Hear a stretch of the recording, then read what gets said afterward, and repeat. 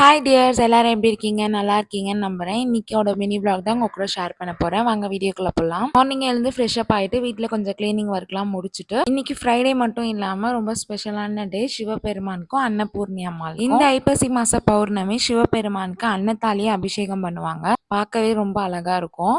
லஞ்சுக்கு அப்படியே தால் ரெடி பண்ணிட்டு ரசம் வச்சுட்டேன். கேஷவுக்கும் லஞ்ச் பேக் பண்ணி கொடுத்துட்டேன்.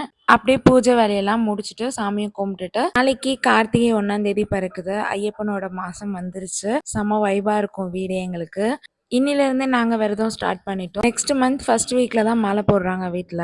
ஆனா விரதம் மட்டும் ஸ்டார்ட் பண்ணியாச்சு. அப்படியே ஒரு சாரிக்கு பிளவுஸ் ஸ்டிச் பண்ணணும். அது அப்படியே டைலர் கல்ல அப்படியே வரும்போது கேஷவியும் ஸ்கூல்ல இருந்து பிக்கப் பண்ணிட்டு வந்துட்டேன். அண்ணா பொண்ணு தர்ஷினி பாப்பா ஏஜ் அட்டன் பண்ணிட்டா. அதனால அந்த ஃபங்க்ஷனுக்காக தான் கிளம்பிட்டேன் வீட்ல இருந்து. ஸோ நாளைக்கு தான் வீட்ல பூஜை கிளீனிங் ஒர்க்லாம் முடிச்சுட்டு கார்த்திகை மாசத்தை சூப்பரா ஸ்டார்ட் பண்ணலாம். உங்க வீட்ல ஐயப்பனுக்கு மாலை போடுவீங்களான்னு சொல்லி கமெண்ட்ல சொல்லுங்க.